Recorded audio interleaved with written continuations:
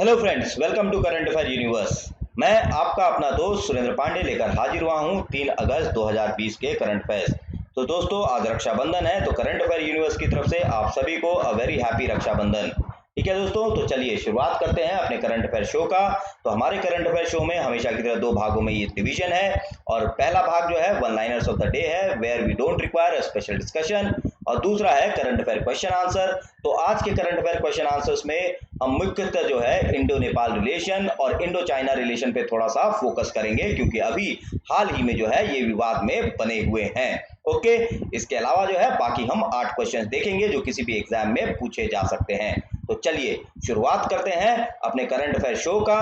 किससे? तो one liners of the day. लेकिन उससे पहले आप लोगों को मेरे चैनल को सब्सक्राइब करना है, वीडियो पसंद आए तो लाइक करें, शेयर करें, और जी हाँ, बेल आइकन दबाना ना भूलें, जिससे कि आप लोगों को जो है नोटिफिकेशन सबसे पहले मिले। तो चलिए बढ़ते हैं one liners of the day की तरफ। तो क्या है आपका?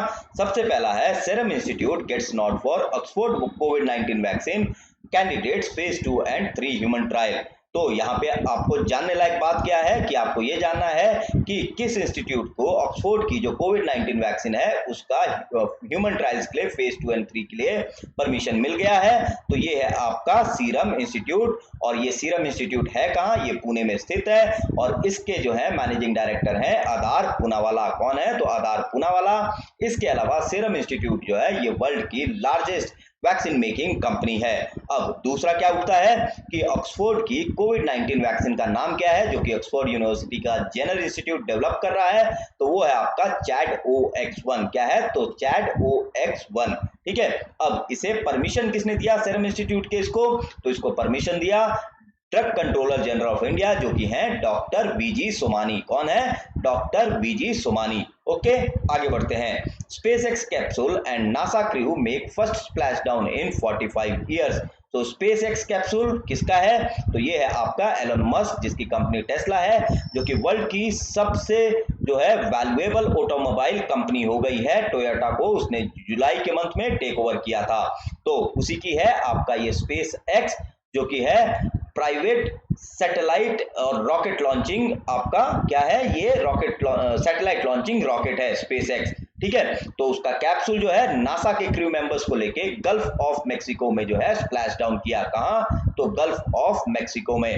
ठीक है, और कितने साल में? 45 साल में पहली बार। ओके, आगे बढ़ते हैं। Hurricane Isaias to hit Covid stricken Florida coast. तो ह्यूरिकेन इसाइस जो है ये किसको हिट करेगा? ये फ्लोरिडा कोस्ट को हिट करेगा। अब यहाँ पे आपको जानना क्या जरूरी है कि ह्यूरिकेन जो है ये किसको कहते हैं? ये आपका चक्रवाती तूफान को कहते हैं, जो कि आपका पैसिफिक के कैरिबियन नेशंस के अराउंड आता है। इसके अलावा जो है इसको हम लोग कई बार डिस्कस कर चुके हैं, लेकिन जो नए आए हैं उनको भी बता देते हैं कि ऑस्ट्रेलिया में चक्रवाती तूफान को विली विली बोलते हैं, इंडियन ओशन में हम इसको बोलते हैं ट्रॉपिकल साइक्लोन, और प्लस जो है जब हम साउथ चाइना सी की तरफ जाते हैं तो इसको हम क्या बोलते हैं? इसको बोलते हैं टाइफून। ओके, अब क्या है?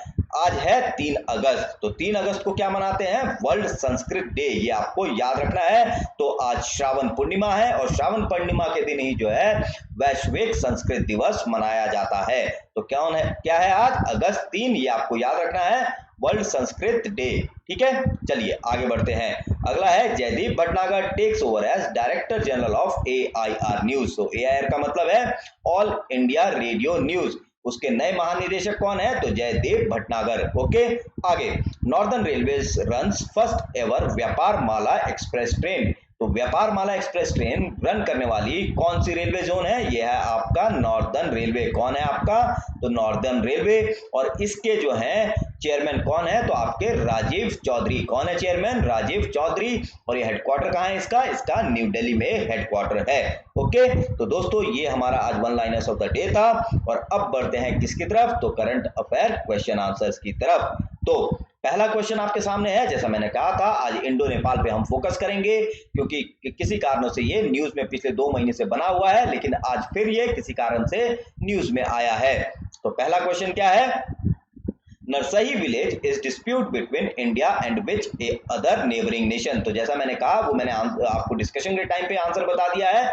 तो नरसी गांव भारत और किस अन्य पड़ोसी राष्ट्र के बीच विवाद है? तो ये है आपका करेक्ट ऑप्शन बी, नेपाल। तो ऐसा भी सवाल आ सकता है कि नरसी गांव जो है किस कंट्री के बॉर्डर के साथ लगा हुआ है। तो नरसी गांव आपका जो है ये वेस्ट चंपारण डिस्ट्रिक्ट में इंडो नेपाल बॉर्डर पे स्थित है। कहां? तो इंडो नेपाल बॉर्डर पे स्थित है। और जो ये नेपाल और जो बिहार के बीच में बॉर्डर बनाता है वहां पे ये स्थित है। तो नेपाल और बिहार के बीच में बॉर्डर कितना है? तो ये है आपका 800 किलोमीटर लंबा जो है बिहार और नेपाल के बीच में बॉर्डर है।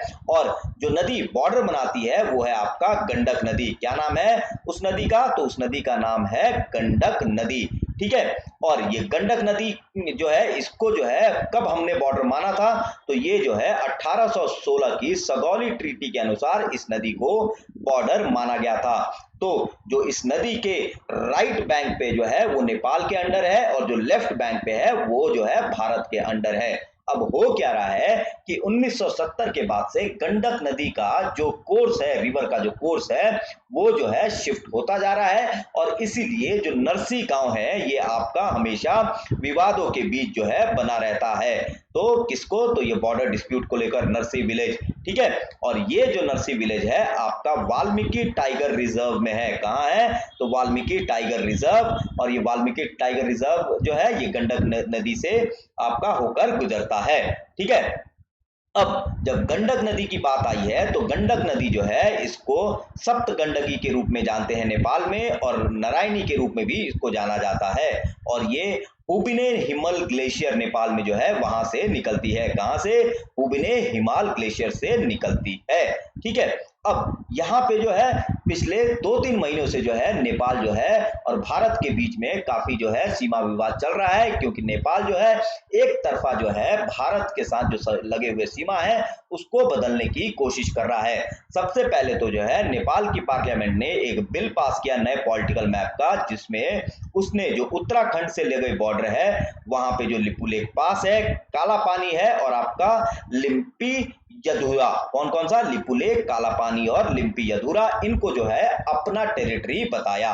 फिर उसके बाद जो है जुलाई 2020 में नेपाल ने क्या किया कि लाल बांके रिवर जो कि आपका बलुआ गोबारी पंचायत ढाका ब्लॉक इस चंपारण डिस्ट्रिक्ट में पड़ता है, वहां पे उसने जो है 400 मीटर का एम्बैंकमेंट बनाया। और अब जो है नेपाल काफी पानी छोड़े जा रहा है, जिससे कोसी नदी और जिससे कि कोसी नदी में पानी काफी भर गया है और जो कोसी से लगे हुए गांव है वहां बाढ़ की स्थिति बिहार में बन गई है। ठीक है। तो ये है आपका नेपाल और बिहार पे जो बॉर्डर बनता है उसका पूरा परिदृश्य, और प्लस हमने उत्तराखंड से जो सटे हुए बॉर्डर है नेपाल के उसका भी हमने यहाँ पे जिक्र देखा। अब ये न्यूज में क्यों है ये आपको बता दूं, क्योंकि अभी ऐसा पता लगा है जो वहां पे आईटीबीपी के जवान तैनात है उनके हिसाब से ये है कि नेपाल जो है इस नरसिंही गांव के पास एक हेलीपैड बनाने की तैयारी कर रहा है। किसकी? तो हेलीपैड बनाने की तैयारी कर रहा है। कौन? तो नेपाल। ठीक है। अब हम यहाँ को हम इन सारे जो ये सारे तथ्य हैं, ये फैक्ट्स हैं, ये यूपीएससी के लिए तो बहुत इंपॉर्टेंट ही है।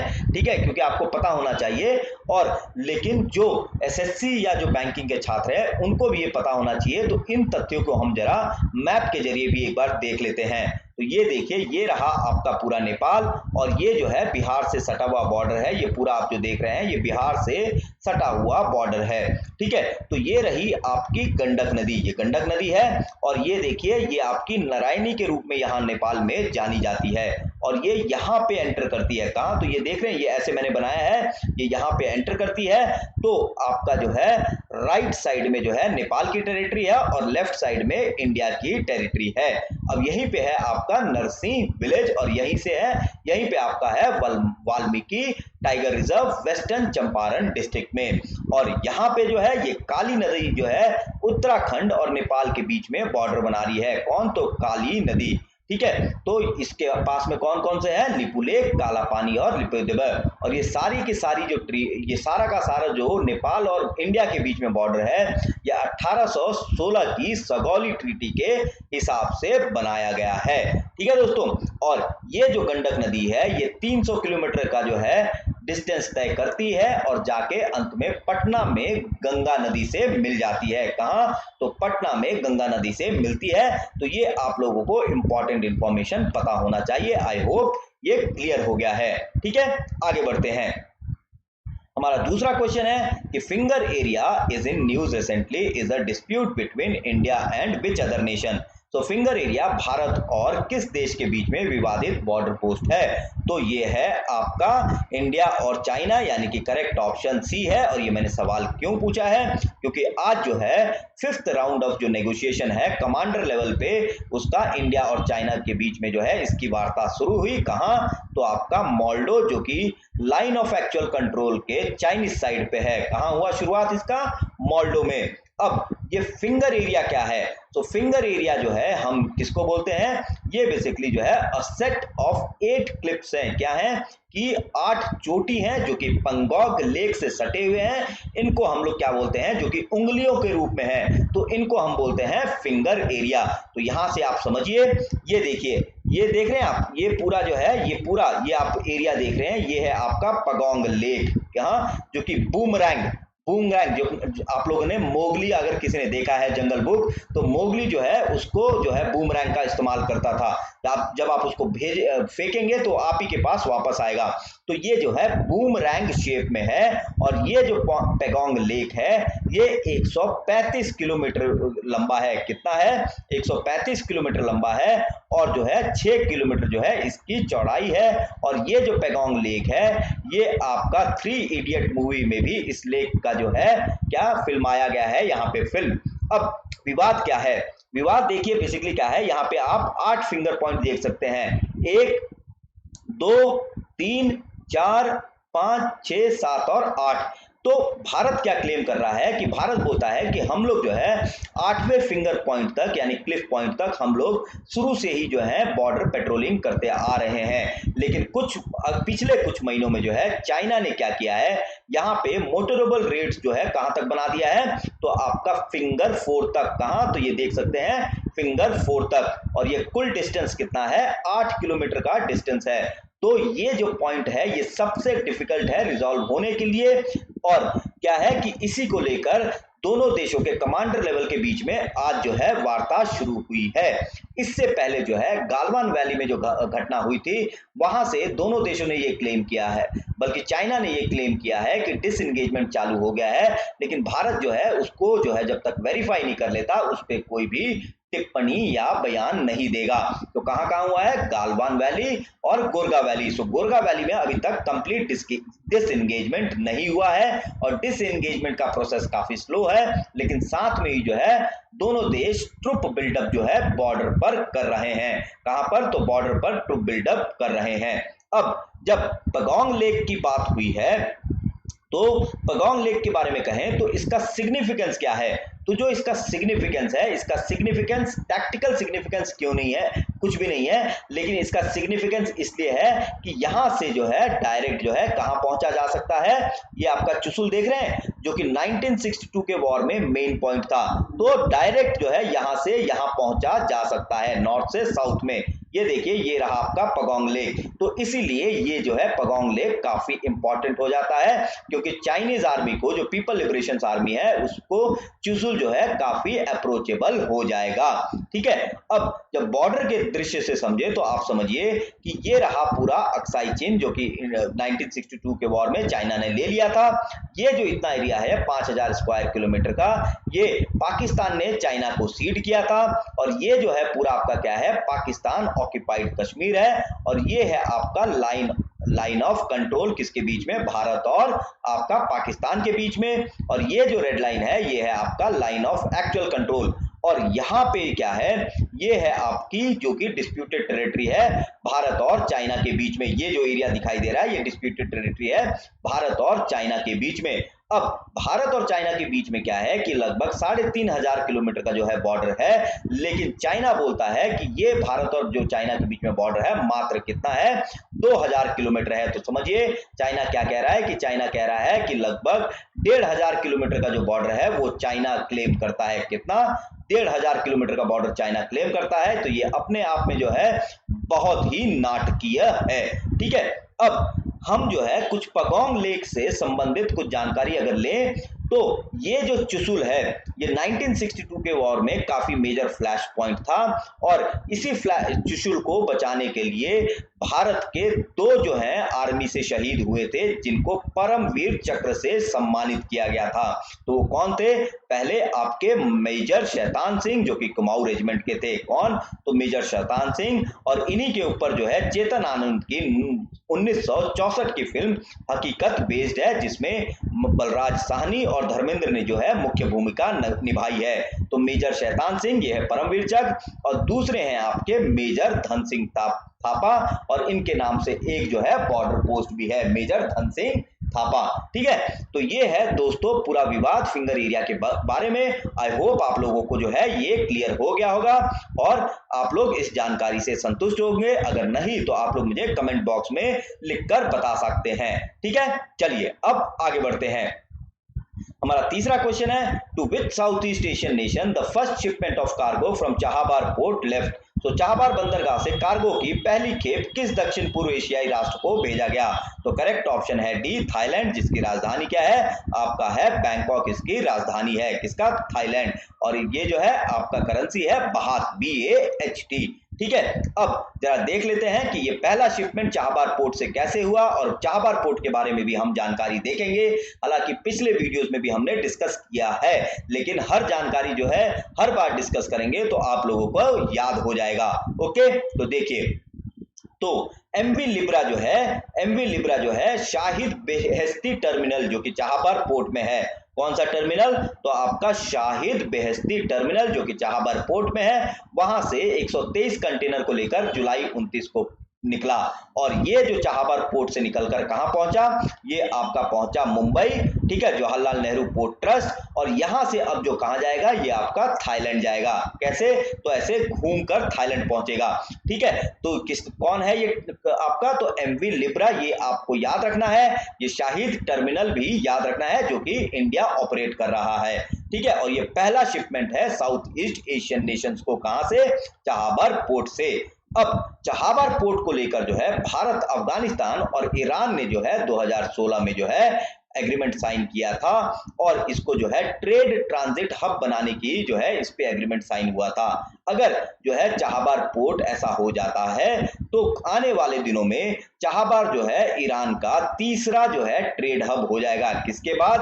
तो आपका बंदर अब्बास और इमाम खोमनी पोर्ट्स के बाद। अब बंदर अब्बास और इमाम खोमनी पोर्ट कहाँ है? तो ये रहा आपका इमाम खोमनी पोर्ट और यहाँ पे है आपका बंदर अब्बास पोर्ट। कहाँ पे? तो यहाँ पे आपका, सॉरी यहाँ पे है, यहाँ पे आपका है बंदर अब्बास पोर्ट। और थोड़ा सा अगर नीचे आते हैं तो यहाँ है आपका जस्क पोर्ट। कौन सा? जस्क, जो कि हाल ही में न्यूज में था और ऐसा न्यूज में आया था कि जस्क जो पोर्ट है इसको जो है चाइना डेवलप कर रहा है। किसको?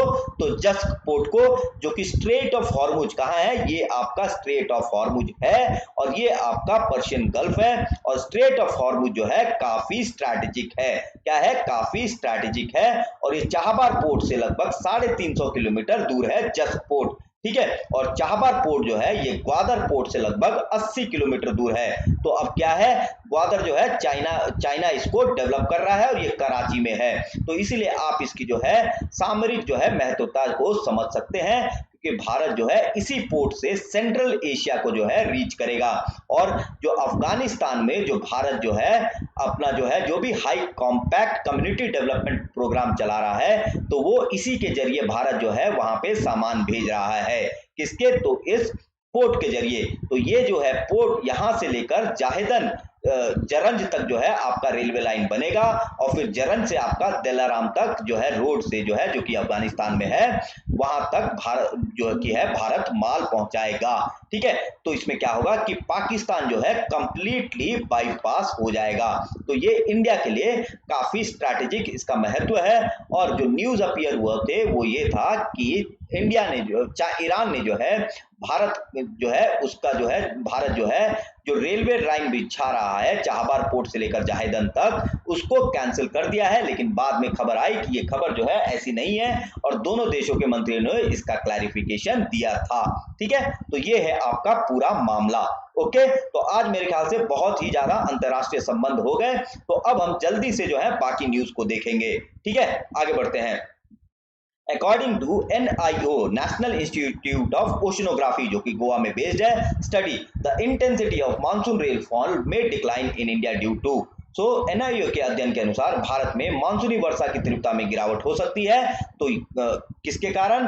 आपका करेक्ट ऑप्शन है A, warming of Bay of Bengal, यानी कि बंगाल की खाड़ी का गर्म होने से जो भारत में जो है मानसून की तीव्रता वो जो है घट सकती है। और ऐसा जो है नेशनल इंस्टीट्यूट ऑफ ओशनोग्राफी जो कि गोवा में बेस्ड है उसकी स्टडी बताती है। अब है क्या, क्यों ऐसा होगा? क्योंकि जनरली होता क्या है कि जब लैंड मास गर्म होता है और आपका जो इंडियन ओशन है वो जो आपका ठंडा होता है, तो लैंड मास जब गर्म होगा तो वहां लो प्रेशर है, और जो सी है जहां ठंडा रहता है तो हाई प्रेशर है। तो हाई प्रेशर से जो विंड है वो लो प्रेशर की तरफ जाते हैं और उससे भारत में जो है मेजर रेन होता है या मानसून से बारिश होती है।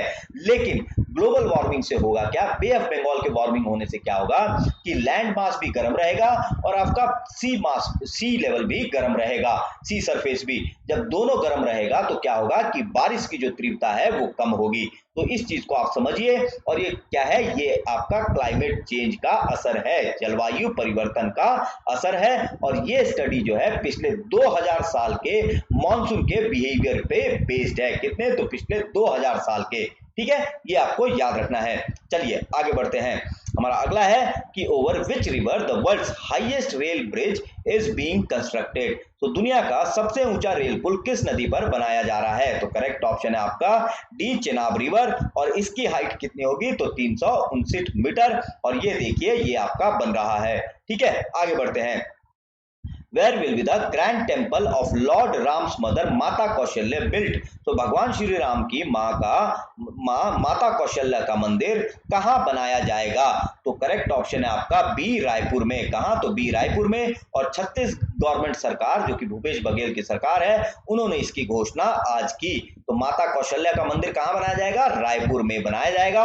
और ये जो है किसके तहत बनाया जाएगा? ये आपका जो है राम मार्ग के तहत बनाया जाएगा। ऐसा माना जा रहा है कि छत्तीसगढ़ में, ये जो आप मैप में देख सकते हैं, ये जो है आप मैप में देख सकते हैं, ये ऐसा माना जाता है कि इसी मार्ग को जो है लक्ष्मण और राम जी ने इस मार्ग को अपनाया था। कहां? तो दक्षिण भारत में जाने के लिए। तो ये आपका राम जो है गमन मार्ग है। क्या है? राम गमन मार्ग। और यहाँ पे चंद्रखुरी, ये आपको दिख रहा है, ये चंद्रखुरी, ये लाल, तो चंद्रखुरी में ऐसा माना जाता है कि माता कौशल्या जन्मी थी। कहां? तो चंद्रखुरी में। ठीक है, तो यहीं पे जो है चंद्रखुरी में जो रायपुर के पास है, क्या होगा? माता कौशल्या का मंदिर बनाया जाएगा। अब रामगमन मार्ग में कौन कौन सा स्थान है ये भी आपको पता होना चाहिए। तो सबसे पहले है आपका सीतामढ़ी हर चौक, फिर रामगढ़, फिर शिवरी नारायण, तुरतुरिया, चंद्रखुरी, राजिम, सिहावा, जगदलपुर और रामाराम। तो ये आपके जो है टोटल कितने हैं? टोटल हैं आपके 9 स्थान जहां से श्री रामचंद्र लक्ष्मण जी के साथ सीता को ढूंढने निकले थे। ठीक है, चलिए अब आगे बढ़ते हैं।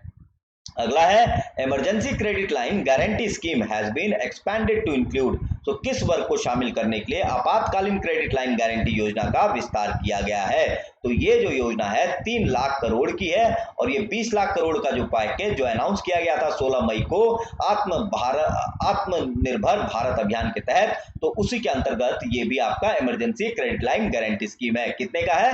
3 लाख करोड़ का। तो इसके तहत क्या था कि पहले जो है एमएसएमईज को जो है क्रेडिट लाइन दिया जा रहा था, लेकिन अब जो है इसको एक्सटेंड करके किसके लिए कर दिया गया है? तो आपका प्रोफेशनल्स के लिए भी। तो करेक्ट ऑप्शन है पेशेवर, यानी कि आपके डॉक्टर्स हो गए, चार्टेड अकाउंटेंट्स हो गए, उनके लिए भी ये कर दिया गया है। अब इसके बारे में जानकारी कहें तो ये रहा आपका जानकारी। और इसमें है क्या कि जो है आपका जो टर्म लोन है वो कितना मिलेगा? आपका टर्म लोन 25 करोड़ तक का मिलेगा, लेकिन इसको बढ़ा के 50 करोड़ कर दिया गया है। और आपकी रेवेन्यू कितनी होनी चाहिए? आपकी 100 करोड़ की रेवेन्यू होनी चाहिए, जिसको बढ़ाकर 2.5 करोड़ कर दिया गया है। ठीक है, और ये किसको है? अब प्रोफेशनल्स को भी एक्सटेंड कर दिया गया है। ठीक है, आगे बढ़ते हैं।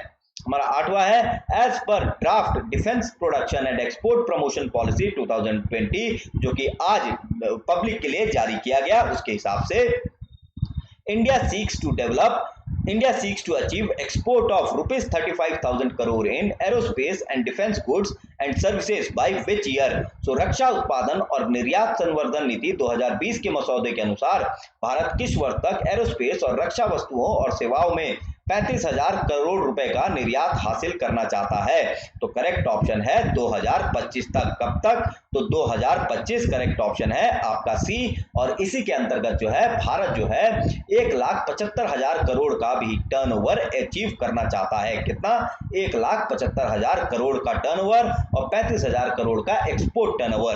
ठीक है, आगे बढ़ते हैं। हमारा अगला है ई-विन in news recently is being implemented by which union ministry। तो ई-विन किस केंद्रीय मंत्रालय द्वारा कार्यान्वित किया जा रहा है? तो करेक्ट ऑप्शन है आपका सी, हेल्थ एंड फैमिली वेलफेयर। कौन है? तो स्वास्थ्य और परिवार कल्याण मंत्रालय, जिसके मंत्री हैं डॉक्टर हर्षवर्धन। अब ये ई-विन है क्या? तो ई-विन जो है ये स्टैंड है, इसका मतलब है इलेक्ट्रॉनिक वैक्सीन इंटेलिजेंस नेटवर्क। और इसका मतलब इसके तहत क्या है कि रियल टाइम इंफॉर्मेशन जो है वैक्सीन के स्टॉक्स पे प्रोवाइड किया जाएगा। और जो है ये जो वैक्सीन है ये पूरे देश में जो भी कोल्ड चेन पॉइंट्स है वहां पे इनको स्टॉक किया जा रहा है और रियल टाइम पे इंफॉर्मेशन होगा कि किस कोल्ड चेन पॉइंट में कितना वैक्सीन है। और इसी के तहत क्या है कि जो कोरोना वायरस को ट्रीट करने में काफी मदद जो है मिली है। किसके तहत? तो इस ई-विन के तहत। ई-विन का मतलब क्या है? Electronic vaccine intelligence network. और इस ई-विन के तहत अब तक 32 राज्य और केंद्र प्रशासित प्रदेश कवर किए जा चुके हैं। और मात्र जो बचे हैं वो कौन है? अंडमान निकोबार,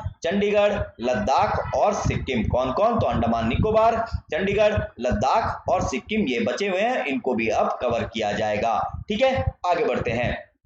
हमारा 10वां क्वेश्चन है कि विच railway zone started first ever व्यापार माला एक्सप्रेस ट्रेन। तो किस रेलवे जोन ने पहली बार व्यापार माला एक्सप्रेस ट्रेन शुरू की? तो आपका करेक्ट ऑप्शन है नॉर्दर्न रेलवे। कौन सा है? तो डी, उत्तर रेलवे, जिसका हेडक्वार्टर दिल्ली में है और चेयरमैन है राजीव चौधरी। उन्होंने इसका शुरुआत किया। सेंट्रल रेलवे का हेडक्वार्टर है आपका कहां? तो CST Mumbai, Chhatrapati Shivaji terminal. Western railway आपका है Churchgate Mumbai. South central railway है आपका सिकंदराबाद। ठीक है, अब इस व्यापार माला एक्सप्रेस ट्रेन के बारे में जाने। तो व्यापार माला एक्सप्रेस ट्रेन जो है ये आपका गौनिया स्टेशन, जो कि गौनिया स्टेशन पंजाब में है, वहां से जो है इसने वीट जो है कैरी किया है। और दिल्ली किशनगंज से आपका दाल और चावल जो है कैरी किया है। और ये जो है आपका पंजाब के गोनाइना और दिल्ली के किशनगंज से गेहूं, चावल और दाल को लेकर कहां पहुंचेगा? ये आपका त्रिपुरा पहुंचेगा। कहां? तो आपका त्रिपुरा पहुंचेगा। और त्रिपुरा में कहां? तो जिरानिया में। कहां?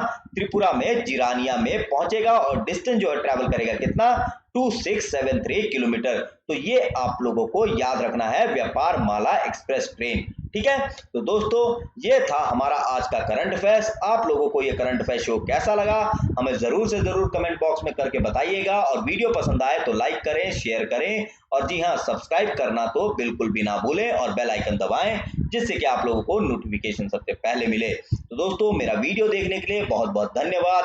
अलविदा, शुभ रात्रि।